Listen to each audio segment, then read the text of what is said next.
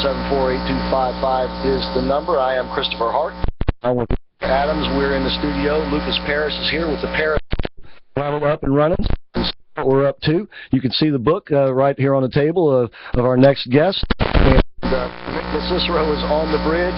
And by the way, you can find that Periscope video at YouTube, our channel, American Adversaries TV, and it's archived there. So if you can't watch it now, you can watch it at your convenience. I want to get right to our next guest, and we've pulled the commercials this half hour of the show so we can maximize the time we can spend with her. She is a Fox News contributor and a columnist for USA Today. She got her start actually in politics. She was an appointee in the Clinton administration, and then she's gone into journalism. She's known as a trailblazer, a powerful journalist, and she's also known as Fox's liberal to be reckoned with. Welcome to the show today, Kirsten Powers. Thanks for being with us. Thanks for having me. Oh, it's our pleasure, for sure. Let me just start off this way. When we started doing this show, it was on a Sunday night, Labor Day weekend, 2010. The first thing that I said on the show was that if President Obama were in the studio, I'd grab him by the shoulders, yank him over, and give him a big old kiss right on the lips. Now, no tongues, mind you, but right on the lips. And the reason I said that, Kirsten, was because I thought he was such a perfect liberal that he would destroy the Democratic Party and drive a whole generation away from liberals. And then here you come along and write this great book, by the way. It's an excellent book, The Silencing, How the Left is Killing Free Speech. And you say he's not really a liberal at all. You basically tag him as an illiberal. Was that going to be a wasted kiss? I think it might have been, because I don't think he did that kind of damage to liberalism as you thought he did. Although you could argue in some ways he has done some damage. But what I talk about in the book is I make a distinction between your average liberal or your average Democrat and what I call the illiberal left. And it's a distinction that probably doesn't apply in the situation you're talking about, because while a liberal or a Democrat may share the same policy goals with a member of the liberal left, what I'm talking more about is the tactics that they use. And so, I think your average Democrat or your average principled liberal is welcomes debate and thinks that things should be debated. The liberal left is not. They've decided that the debate is over on certain issues, and that if you try to have a debate on them, that they're going to attack you with some sort of toxic moniker, whether it's racist, misogynist, Islamophobe, homophobe, to silence you. Well, by the way she spells illiberal is I-L-L, E-R-B-A-L. I-B-E-R-A-L. Yeah, okay, illiberal, I'm sorry. And so actually I think it's quite appropriate, because a lot of us around here think that the liberals, like in the media and in Washington, D.C., are pretty sick, when it comes to, the way they think. Yourself excluded, of course. Of course. But you've come a long way from reading this book. You have come a long way. But what I fear, Kirsten, is this notion of illiberalism is basically translating down to the street level. I mean, conservatives can't, amongst their families, talk with liberals without becoming a shouting match. Yeah, but you know what? Even I'll take a shouting match over somebody actually trying to silence you by saying that what you're saying is illegitimate and you actually can't speak it. And if you speak it, you're a racist or you're a misogynist. And right. So it's not about just having disagreement, which I think is okay, and it's good to have disagreement. But what I'm talking about is people like Brendan Eich at Mozilla, who was forced to step down from his job running a company that he founded because of a private donation to an anti-same-sex marriage initiative. And this made him completely toxic, and for some reason could no longer lead a company that had nothing to do with same-sex marriage. It was an internet company. Right. And so it's going an extra step of not just saying, okay, we're going to agree to disagree, or we're going to have some things that we don't agree on. It's that if you disagree with us, you're illegitimate. Yeah. We are going to delegitimize you and make it so you're toxic to the rest of society. As a matter of fact, early in your book, you make the distinction that you say liberal with the illiberal left. It's not so much what they believe, but how they believe it. Exactly. Yeah. And so, like I said, I oppose Proposition 8, which is what Brendan Eich gave money to. The difference is I think that he can have a different opinion on same-sex marriage, and also run a company, and I could actually work with them. I could even be friends with them. That's a completely different point of view. It's also, they will talk about pro-life people as being misogynist. It's not that they have some sincere belief that the unborn, are valuable. It's that they're misogynists. And so these are conversation stoppers, not conversation starters. You say that the illiberal is an authoritarian at heart, and that they see the difference of opinion as actual sort of physical violence having been committed against them.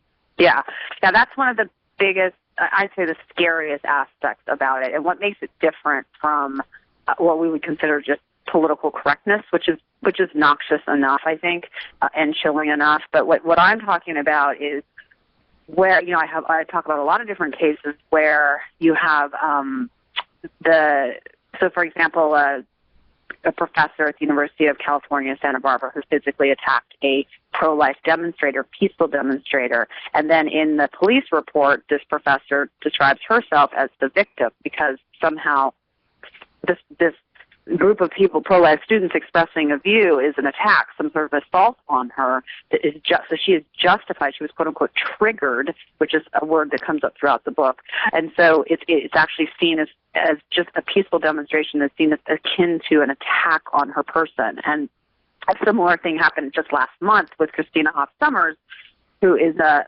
American Enterprise Institute scholar. She went to Oberlin College and Georgetown and had the same thing happen to her. She went to speak. She's a critic of liberal feminism, and she went to speak, and in both cases, she was treated like almost a terrorist. Like truly just a dangerous person for expressing a view that the campus feminists didn't agree with. And at Oberlin, they wrote an open letter that said, we can't stop this speech, though they tried. Right. We can't stop this speech. But we can stand together in the face of this violence, and that's where you see where this idea that somehow a differing opinion on these sacred cow issues is an assault. And the other thing that I think is a distinction from what was happening in the past is when people are intolerant and they don't want to hear even what you were describing, they just don't want to hear your view, right? Sure. That's one thing, but that's not where this group stops. They don't just not go to the speech that Christina Hoff Sommers is giving to the young Republicans. They don't even want the young Republicans to hear it. Right. So they're going the extra step of saying, not just saying like, we're closed-minded, we don't want to hear it. They don't want anybody to hear it, which is why you see all of these commencement speeches, where conservative speakers are coming to speak, being protested, and in various other speeches, but almost always when it's a conservative. Well, sure. And it's just this idea that nobody can hear them speak. Well, and of course, we've been on the brunt end of this sort of thing, and the way we see it is these illiberals are basically afraid of the argument. They don't want to debate because they fear they would lose it. Are we off base? Well, that's what a lot of people say, but I have to say when I was writing this book, I came to a different conclusion, and that's why I say the authoritarian aspect, because I really believe that they believe that they are right. They know they have the capital T truth. It's actually not. There is no doubt, and they believe that they are so right that it is a righteous act to shut down debates and silence people because there is no other truth. And of course, there is nothing to discuss. That it's like if you were trying to say gravity wasn't real or something. That's how they see it. They think there is no legitimate disagreement. And of course, I guess the clearest example of that is this climate change business, where we're now even talking about criminalizing. And you mentioned in the book one of the Kennedy boys wanting to criminalize disagreement. Oh, yeah. He thinks it's he wishes that you could throw people in jail. It's like a crime against humanity to question what And again, I'm on the side of, I think climate change is real and a problem that should be addressed, but I also think it's something that should continue to be debated and discussed. Sure. You have the LA Times has now banned even letters to the editor that question the existence of climate change. And this is what I'm talking about, where they're not willing to have debates on. It could be, and it's not just. It's not just abortion. It's not just gay marriage. I have a story in there about Campbell Brown, who's a former, well-known reporter who started an organization that's basically taking on the teachers' unions, and she supports reforming school reform. And school reform is now something that's not up for debate. It's just and the way that she was treated, rather than them saying like, okay, we have a disagreement, let's debate this. They did the full-on delegitimizing tactics of the sexist attacks, of she's just a pretty face, she doesn't know what she's talking about, just tearing her down, trying to make her completely illegitimate. Sure. Saying she was a closet Republican and a puppet of her husband. She's not a Republican. Yeah. She's an independent. All of these tactics that are meant just to silence people who are saying things that they think. Well, Campbell Brown. Also, one of the underlying themes of our brand here is that we liken politics to professional wrestling. For instance, the wrestlers and the politicians, they get out in the ring, they work the crowd with their speeches, they have their little, dance, but the real decisions are made behind a curtain. And then you have the role of the media, which are like the announcers in wrestling. But the announcers in wrestling aren't just like your average sports announcer. They're characters, too. They are part of the show, too. And we see that as what's going on here. And that's why you can have these overnight changes in loyalties. One day they're the victor, as you call them. The next day they're the villain. Yeah, that's totally right. And one of the things in the book that also is interesting as I started doing the research is a lot of the targets of this are obviously conservatives and Orthodox Christians. But the more research I did, the more I found that they were just like Campbell Brown. She's not, she's obviously not conservative. Right. There was the student I interviewed at University of Alaska Fairbanks who had written a satirical piece for the April Fool's edition of the student newspaper that offended a women's studies professor, who then brought a complaint against the newspaper, a sexual harassment complaint. And the students and the newspaper were put under investigation for 8 months. And the kicker of the story is the student is actually a feminist.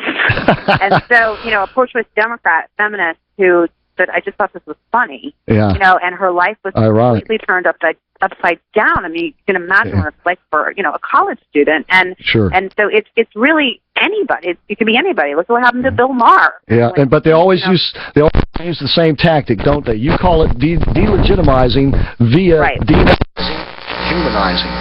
Exactly. Yeah, no, it is the same tactic every incident, and they have these sort of tried and true tactics that keep them from having to actually engage on the issue. Because so for example, people who have questioned whether there's some, like George Will, saying that questioning campus race statistics, right. And he's now turned into a quote-unquote race denier or race culture. Well, who wants to talk to a race denier? Or someone who talks to race culture? This is what they do. It's just so preposterous, and yet this is these kinds. These are very toxic things to be calling somebody, merely for disagreeing. Well, that brings me to this question. Like I said, you document all this stuff really well, and I'm saying this is the book people need to for all the liberals in their family and their sphere of influence. They need to be reading this book. What inspired you to write this? Don't you understand that they're going to probably come after you too? And I imagine they already are. Yeah, no, I knew that they would, and I decided that I thought this was such an important issue that I wanted. I would talk to some of my liberal friends or Democratic friends about some of the things that were happening, like Brenda Knight, for example, and they would say, Brenda Knight, and then Ian Hunziali stuff was going on at Brandeis, and I'd say, this is Ian Hunziali, and I just realized a lot of people don't really understand what's going on, and even the people who think. Luke Hewitt even said to me when he interviewed me, he said, if I thought I didn't even know what and so I just really felt like this is something that needs to really be documented and, and I hope become part of a broader conversation so that people can one-off events, that these aren't just some kooky people that we laugh about, with their trigger warnings and their safe spaces, that this is a really killing trend that is scaring people from being able to express their views, and I think we need to have a culture where we feel really empowered to say things and even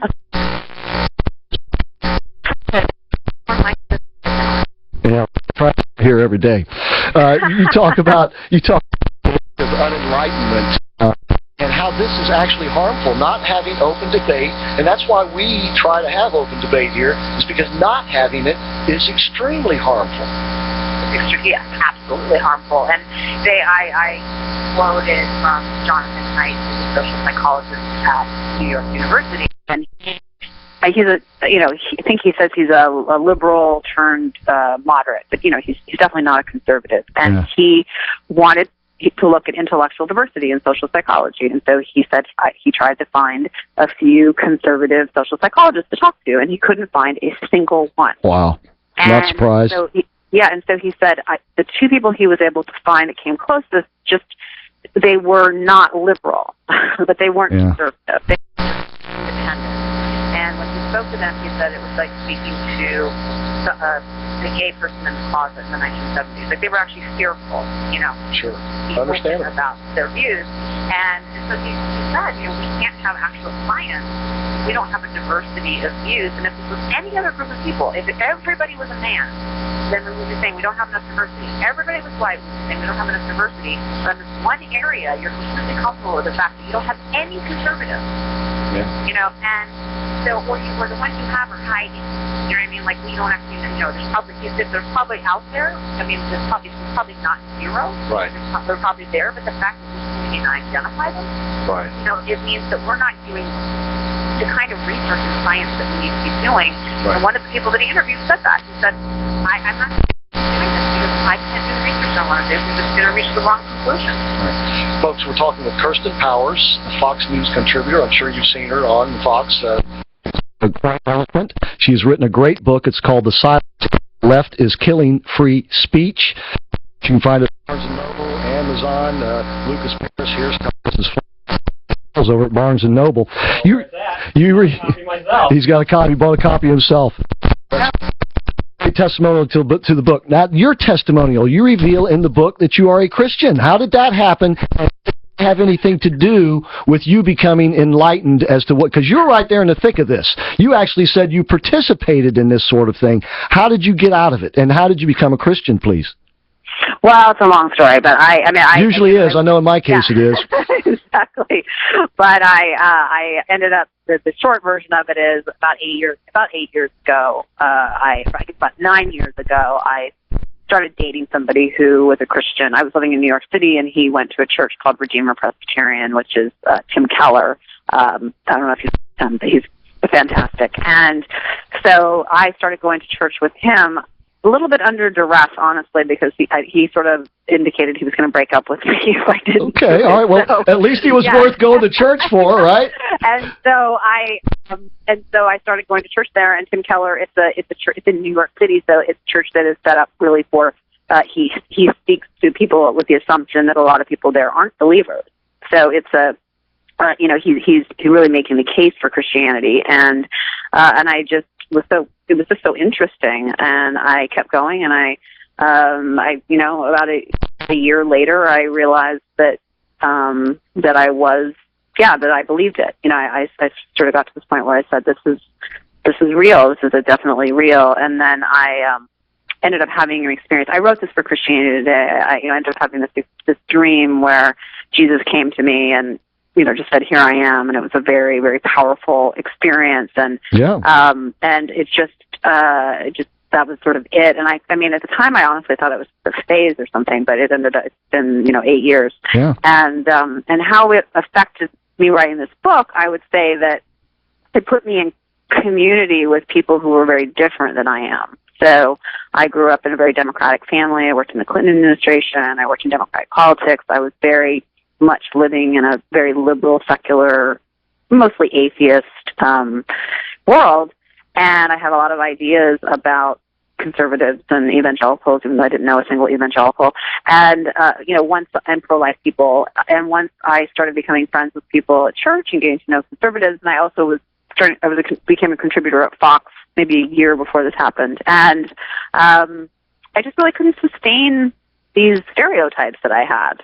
And, I think it just opened my mind in terms of, it didn't really change my political views much, but it did change my sort of idea of, I used to see sort of So the same way, I mean, I hope I was never as doctrinaire as these people were. Yeah, it was, but I did kind of see the other views as kind of illegitimate. Yeah. You know, I didn't. So it took you sort of a walk on the other side to see that it was a whole different world than what you had perceived. Well, because the thing is, you can't really, once I got to become friends with people who were pro-life, and I do remember thinking, well, wait, you don't hate women. Yeah. Hey, Kirsten, you and your publicist were so kind as to send us a couple of books to give away to our listeners. I want to do that while you're still on the air. So, callers, we will give a copy of Kirsten's excellent book, The Silencing: How the Left is Killing Free Speech. The fourth and fifth callers, 407-4855.